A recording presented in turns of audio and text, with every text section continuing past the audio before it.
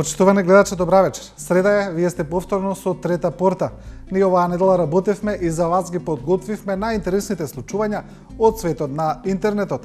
Оние кои користат социјалните мрежи забележаа дека оваа недела најинтересно беше она што се случуваше околу инвестицијата на индискиот милијардер Субрата Рој или повлечената банкарска гаранција со која инвестицијата во агрокомбинатот Џумалија се откажува.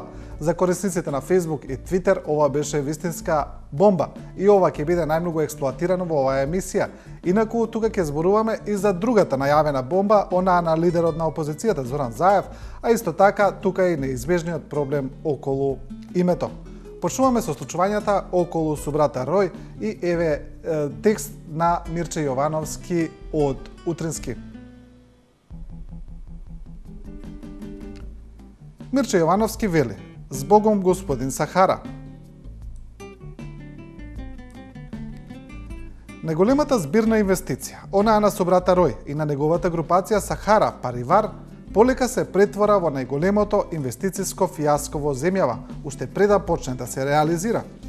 Откако беше активирана гаранција во вредност од 3 милиони долари заради неисполнетите ветувања на земјиштето во Свети Николско, многумина се прашуваат дали владата со ова всушност ја активира излезната стратегија кон контроверзниот индиски бизнисмен кој натаму е во затвор. 5000 хектари земја под закуп со годишна закупнина од само 120.000 евра, но и набавка на 20.000 крави, вработување на 2000 лица, дневно производство на 80.000 литри млеко. Вкупна инвестиција во бизнисот со млеко требаше да изнесува 1,6 милијарди евра. Тоа е текстот на Мирче Јовановски, неговиот уреднички едиторијал, а сега ќе видиме и некои од коментарите под овој текст, за кој, иако се обидовме да најдеме и спротивни коментари, не успеавме. Повеќето, не повеќето, туку слободно можам да кажам, сите читатели се сложуваат со текстот на Јовановски. Еве, еден читател го пишува следното. Владата на Македонија склопила договор со така наречениот бизнисмен Рој за инвестиции во Македонија, а сега не сака да превземе никаква одговорност, иако однапред им беше познато со кого права договори. За ваков несовесен потек во западните земји, оставки на одговорните политичари се неизбежни. И еве уште еден коментар кој се надоврзува на текстот на Јовановски. Добро би било да се провери дали банката што ја издала гаранцијата е се уште солвентна и дали воопшто постои. Од причина што секој што се фатил со Субрата се изгорел. Па така не е чудно ако оваа банка пропаднала. Патем, ако 20.000 крави даваат 80.000 литри млеко на ден, тоа е 4 литри по крава. Толку дава една коза, а расните крави даваат по 25 литри, така што 20.000 крави би давале 500.000 литри. Продолжуваме со колумна на Бранко Геровски, која е интересна бидејќи Геровски се жали дека многу умина пријатели му се јавиле и му забележале затоа што се сител на пропаднатата инвестиција на Субрата Рој. Сега Геровски пишува: "Брат Субрата и бомбата на Груевски."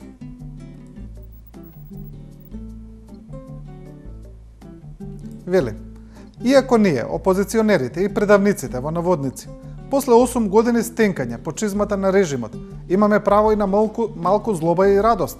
Сепак не би можеле да се возгордееме со нашето ситење на заедничката несреќа. Велам, ако она што се случи со Субрата Рој навистина е хаварија, што не можела да се предвиди и ако плановите за вработување на илјадници луѓе навистина биле сериозни. За жал, не е така. Приказната за Субрата Рој од самиот почеток е една голема лага. Никогаш немало сериозни планови да се инвестира и да се вработуваат невработени. Аранжманот е контроверзен и на тоа се предупредува самиот почеток. Државното раководство, начело со Никола Груевски, Ѓорѓе Иванов и Зоран Ставревски, во таа бајка вложија многу повеќе од 3 милиони евра. Државно земјиште без пари не баре од татковците име. Огромни пари за една малоумна кампања за подигање лажни надежи, коцкање со угледот на Република Македонија, која со државјанства и пасоши почести членови на семејството на индискиот бизнисмен во време кога тој беше прогонуван во својата матична земја. Ете, тоа е текстот на Геровски, Брат со брата и бомбата на Груевски. Продолжуваме со коментарите на социјалните мрежи. Значи имаше доста коментари на Facebook, еве ќе прочитаме некои од статусите. Така, Катерина Цаневска, поранешен новинар кој сега е портпарол во општината Центар, пишува: Неголемиот инвеститор и залюбеник во Македонија, легендарниот со брата Рој, го покрадовме. Мртви ладни му собравме 3 милиони евра на човекот, а толку сакаше да дава и дава за Македонија. Крави, вработувања, хотели и се поради неговата љубов кон нашата држава. А ние како му вративме срамота. Па што не го почекавме уште малку, може и ќе инвестираше нешто. Што не му дадовме уште некое почесно државјанство, па заслужил и тој и семејството. Што не му дадовме уште некое атрактивно земјиште, е што влада имавме, наместо на ширење пријателства, таа му ги затвори вратите. Се разбира прилично ироничен коментар, тоа може да се осети, да се почувствува и без да се искоментира. А сега во коментарите под текстот на Цаневска најдовме и конечно еден коментар од читател кој не се согласува со овој став, значи баравме такви ставови и еве најдовме еден.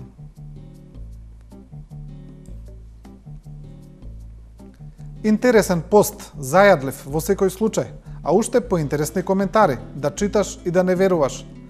Се радуваат луѓето што не дошла најавена огромна инвестиција во Македонија. Убаво што има и постирано слики за да се потсетиме како беше. Ме интересира, дали заборавивте дека тој, истиот со брата Рој, дојде во Македонија со делегација со 2 авиона. Може се и да било глума, но ќе признаете многу скапа глума. Кога доаѓа таков инвеститор со делегација со 2 авиона, што требаше да направат овие од владата? Да го игнорираат? Ете, тоа е едно од прашањето и инаку еве ги фотографиите кои се објавуваат. Тука е со брата Рој, со претседателот Иванов.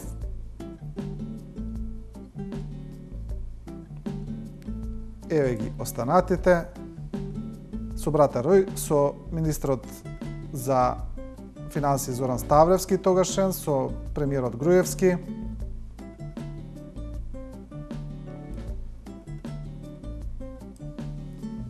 И продолжуваме со останатите Facebook коментари. Еве друг Facebook корисник го пишува следното. И што ако е активирана банкарска гаранција на Сахара Груп или како веќе се вика фирмана? Демек во право сме биле кога сме се сомневале во инвеститорот со кратки ракави. Демек им се виде конечно илето на оние што му даваа леб и сол и му ракоплескаа во ново отворениот театар. Срам да име лажат и вошки имаат. Па добро бе луѓе, незаборавни. За со брата Рој пишуваа сите филјан светски финансиски вестници дека е преварант, пред воопшто да стапне во Македонија. Со брата Рој веќе беше наголемо во притвор кога овде се одржуваа парламентарни избори. Дали тој факт за микрон ги мрдна резултатите од изборите? Не. Уште ќе каже некој гласноговорник дека од целата перипетија сме останале добри 3 милиони евра. Ни лук јал, ни лук мирисал. А народот ќе му поверува и ќе продолжи да се живурка во инвестициски рај. Тоа е тој коментар, а медиумите значи ги извадија и старите текстови, ги вадаат старите фотографии, се навраќаат на тоа како беше. А тука еден медиум, значи порталот Фактор, објави и текст за тогаш како на собрата Рој му се додели и на семејството на собрата Рој му се додели и државјанство. Еве, ова е тој стар текст. Владата потврди државјанство за семејството Рој од интерес за Македонија. Владиниот портпарол Александар Ѓоргиев за порталот Либертас потврдил дека сопругата на собрата Рој свапна, како што објавија индиските медиуми, добила државјанство. Врз основа на процедура предвидена во законот и врз основа на член од 11 од Законот за државјанство, владата има одлучено да го прифати барањето на подносителот свапна Рој за прием во државјанство на Република Македонија. Овој член на законот предвидува дека одредено лице може да се стекне со државјанство надвор од регуларните процедури, ако тоа представува особен научен, економски, културен, спортски или друг национален интерес. Ете, тоа се причините поради кои владата доделила државенство на сопругата на собрата Рој. А инаку беше објавено дека владата доделила државенство и на синот на собрата Рој. Сега продолжуваме се уште за собрата Рој, а тука ги имаме оние надписи кои се комични во медиумите, значи се работи за козерија, се работи за сатира. Во Македонија веќе има неколку портали кои објавуваат вакви, тие се нарекуваат паравести, значи не се вистински вести, туку се измислени, но измислени се за да бидат смешни. Тоа е одамна тренд во светот, а од пред некоја година постои и во регионот и во Македонија. Сега овие портали, овие медиуми најмногу беа привлечени од сторијата за собрата Рој и најмногу некако добија инспирација. Еве Коза Ностра пишува. Председателот Иванов прашува: што се десило со собрата? Не сум во тек. Кој на кого му зел 3 милиона?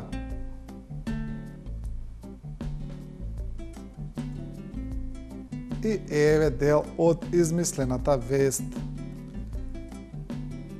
Председателот на заменик шефот на кабинетот на вице-премиерот му ја изразил својата загриженост за непосакуваниот тег на настаните, пошто побарал да се чуе и со жената што се грижи за хигиената во кабинетот на Ставревски.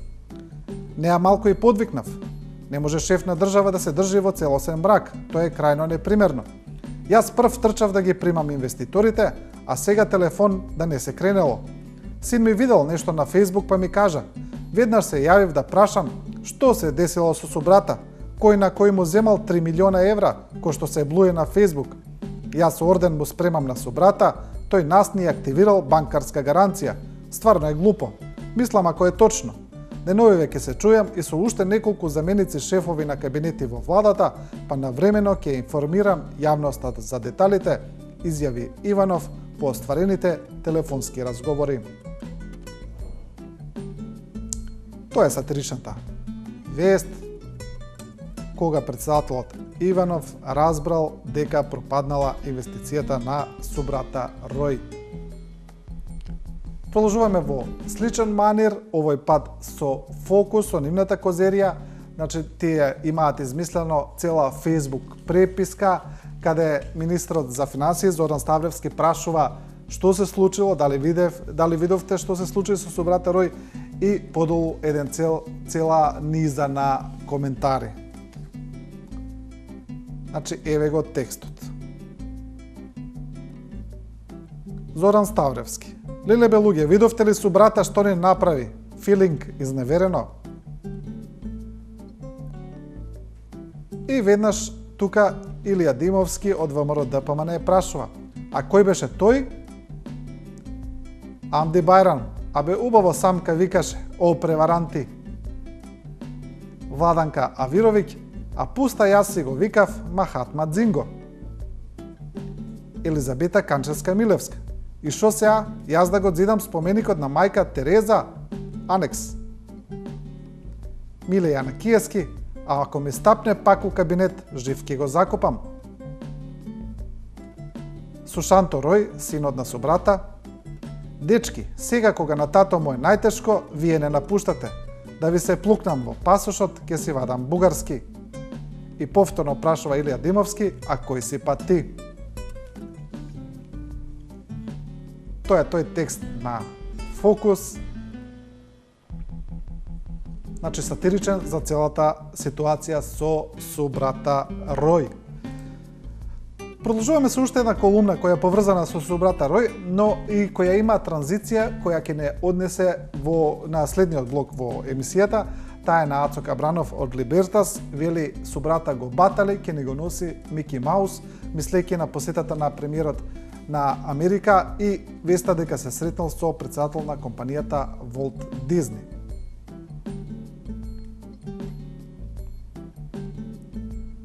Еве го текстот на Кабранов.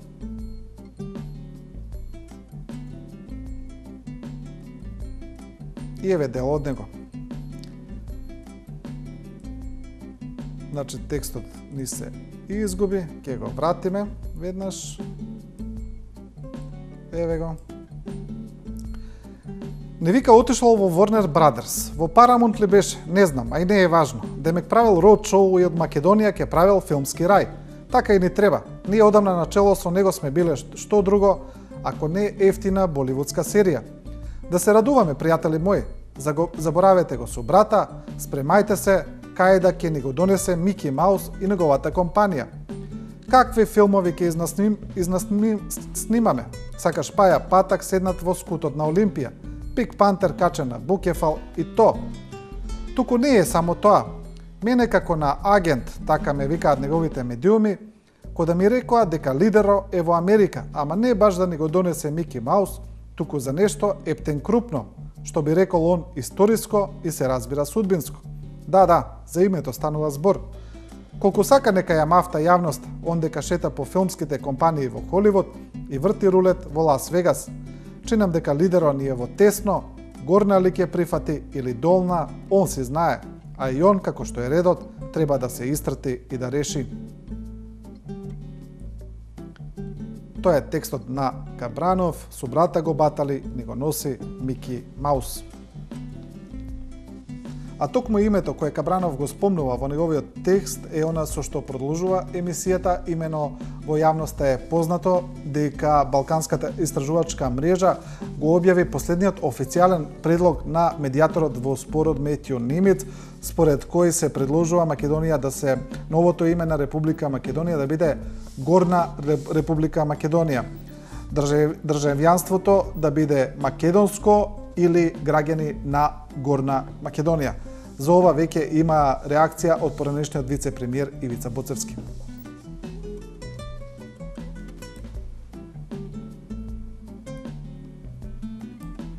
Боцевски пишу: не ми е јасно дали воопшто постои некој човек во тимот на Нимиц, како и во сите служби што му даваат поддршка на медијаторот, кој што зборува македонски, го познава македонското јавно мислење и македонската култура.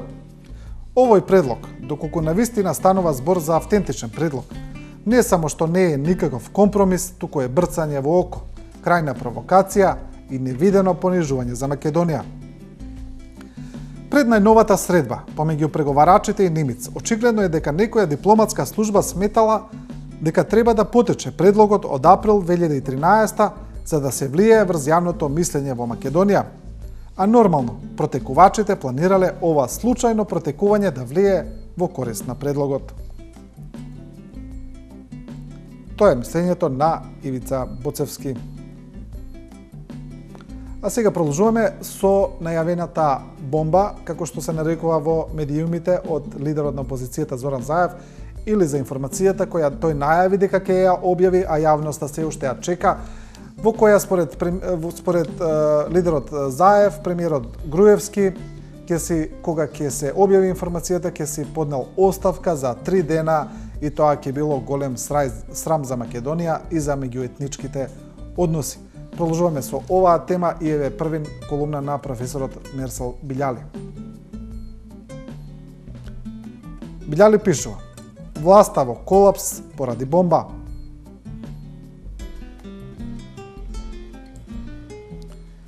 Ова нема да биде ниту бомба, а најмалку петарда, туку топ со огромна разорна моќ. Не верувам дека тоа е кажано без зелено светло од големите играчи. Напротив, се ближи моментот кога на режимот ќе му се отсвири крај. Никој не очекуваше дека при наши услови големите афери обелоденети во предизборието ќе предизвикаат радикална промена кај гласачите. Најмалку дека Груевски достоинствено ќе поднесе оставка.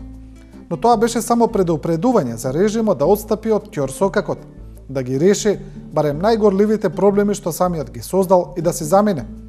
Но тешко се сваќа од позиција на власт. Коалиционите партнери мислеа дека тоа е само фрлање на една обична топка снег и се продолжија по старо. Сега топката снег се тркала, станува се поголема и се заканува да создаде лавина. Тоа е текстот на професорот Билјали.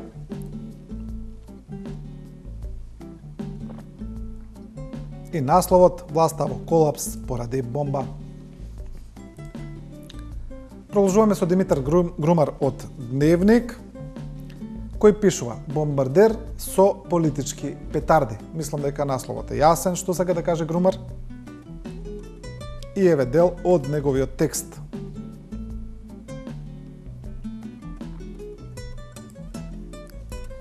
Капак на долго најавуваната турнеја на 5000 тима, промовирана уште летоска, е камерниот митинг во Битола, од каде што лидерот јавно обелодени дека има бомба со која Македонија може веднаш да ја дигне на нозе, а за 3 дена и премиерот од фотелјата. Човекот кој досега ја дигаше Македонија на нозе со канибалистички и разни други бомби, овој пат се надмина и себе си. По толку петарди што ги опали, сега режимот го плаши со вистинска бомба од која ќе се застрами целата земја, а премиерот во рок од 3 дена ќе се поднесе оставка. Тоа значи дека лидерот што бара техничка влада веднаш по катастрофично изгубените избори, сега открил силна пиротехничка направа со која за 3 дена може да го дигне режимот од фотели. Не успеа со канибализмот, му се изјалови атомското ЦД со кој не забавуваше среде изборна кампања, а сега нова политичка бомба како тајно оружје во рацете на лидерот кој може да го пукне противникот како меур од прашок за рачно перење. Тоа е колумната на Грумар, бомбардер со политички петарди. Продолжуваме во слична насока. Маријан Николовски, новинар, пишува "Човек бомба" во колумна објавена на порталот Курир и вели: "Човек од Македонија, човек за Македонија, човек бомба. Опозицијата го има слоганот за следните избори. Се чека само некој да ја состави технички владата, откако претходно Заев ќе се саморазнесе на Илинденска. Одговорност со комунике број 3 ќе преземе Бранко Груевски, ќе преземе Бранко. Груевски ќе се повлече в манастири на Павел Шатевска, ќе изгрее нова зора на слободата. Македонија ќе влезе во нова ера на бомби." Се разбира, ова е сатиричен текст на Николовски. А новинарот Светан Челиманов, поранешен дописник на Ние за Вашингтон, целиот овој настан, бомбата на Заев, го поврза со друг Facebook статус на Лидија Димова од СДСМ, во која таа зборува за пожарот од владата и го остава во контекст во политички контекст. Па така Челиманов пишува на Facebook за ова и вели: "Ако ова бомби, кој го спомнува Лидија Димова, се однесува на најавите на нејзиниот партиски лидер, тогаш веќе ја доби наградата за најневкусен, глуп, па и опасен коментар за пожарот во владата. Честитки до Лидија, постави нов рекорд, нека ја служи на чест." И тука сега има друг коментар, значи како тоа што бива на социјалните мрежи, Никола Наумовски од плоштад Слобода. Ова го поврзува со реконструкцијата на владата. Вели: "Едно е да се сеирџија, а друго е да игнорираш архитектонски стандарди за да му удоволиш на фирерот во неговите соништа да има палата од стиропор и со тоа да ја загрозуваш безбедноста на сите внатре. Така што наградата мора да иде за режимскиот архитект, неповторливиот полтрон и златната средина на својата генерација од архитектонскиот факултет, човекот што не добил ни една награда, а милион тендери. Валето Стефановска во градежништвото, Жарко Чаушевски, овации." И тука Челиманов одговара: "Нова ќе ти одговорам, Лидија е од таа партија чиј лидер пред 2 години се обиде на чело со рулја со сила да влезе во собрание. Можеше да има мртви. Да не збориме дека е од партија која со децении ја користела полицијата за политичка контрола врз Македонија, сите перјаници испадна дека и работеле за УДБА. На 2 председателски избори подред кандидира луѓе од МВР и беше вмешана во криминална приватизација, шверц на нафта и цигари и создавање на мокни олигарси." Тој е одговорот на Челиманов, а се потекна од пожарот во владата и од коментарот на Лидија Димова. Емисијата ќе ја продолжиме со коментари за загадувањето, значи имаме доста и за ова реакции, ќе видиме за се уште не спласнуваат коментарите за ситуацијата околу Тетовски Југохром, значи владата реши да ја продолжи работата на Југохром, а тетовци одржаа и голем протест во центарот на Тетово. За ова пишува еден Facebook корисник. Како да се реши проблемот со загадувањето во Тетово?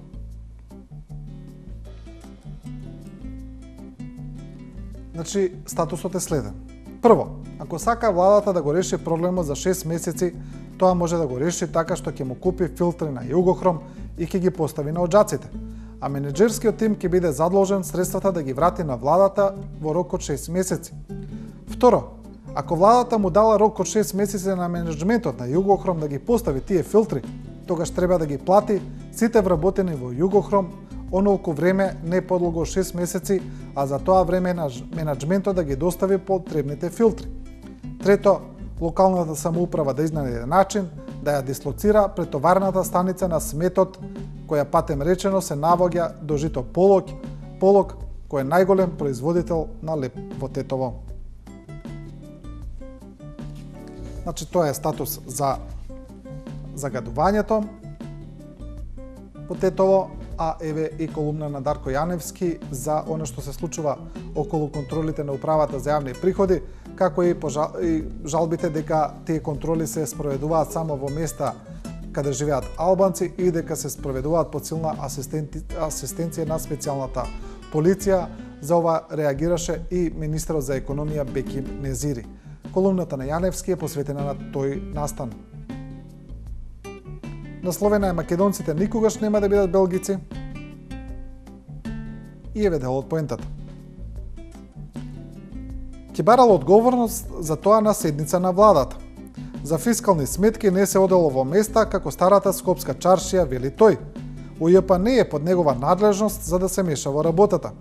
Под негова надлежност се, например, селата на Шара, каде што рече се сето население живее од социјална помош од 2000 денари.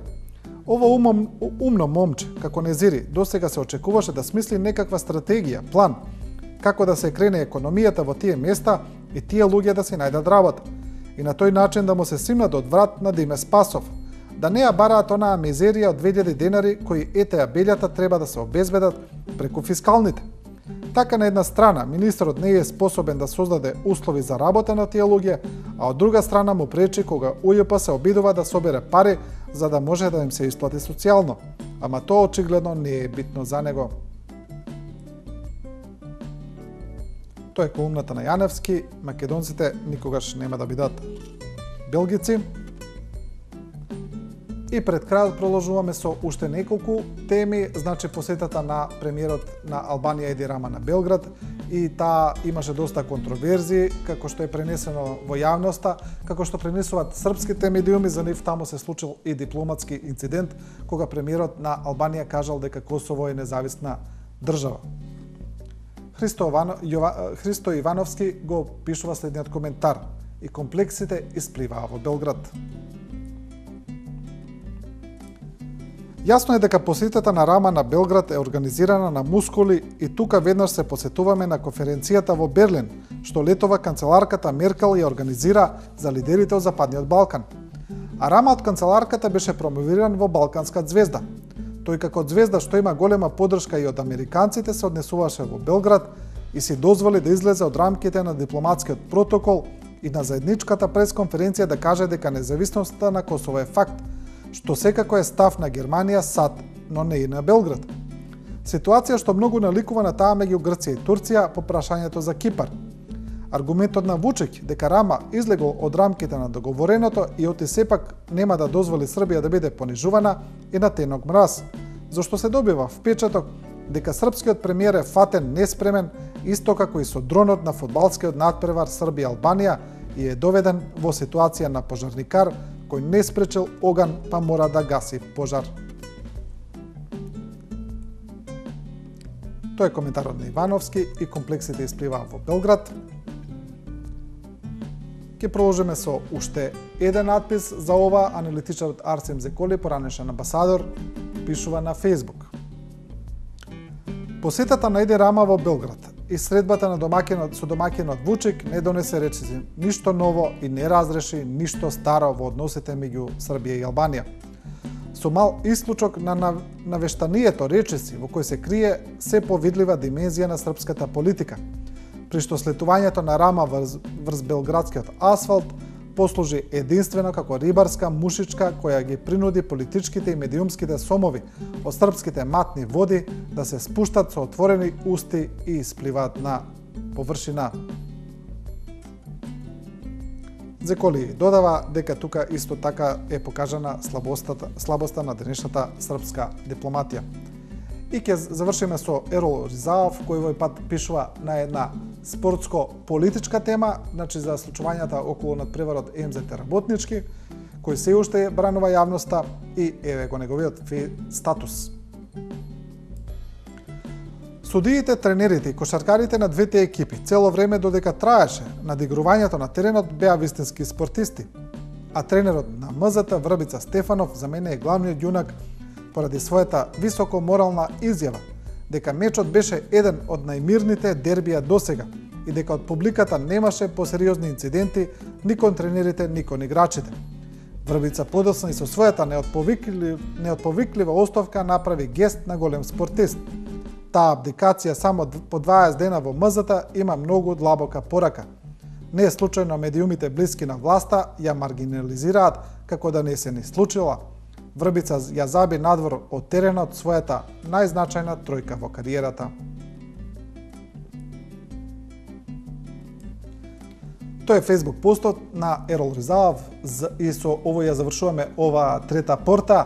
Почитувани емисијата гледајте ја секоја среда во 19 часот и 15 минути. Не ја заборавајте Facebook страницата на Трета порта каде што може да ги оставате вашите коментари и на крајот слоганот на Трета порта дека ние не ви кажуваме како да размислувате, туку ви ја прикажуваме големата слика. Останете со програмата на 24 вести.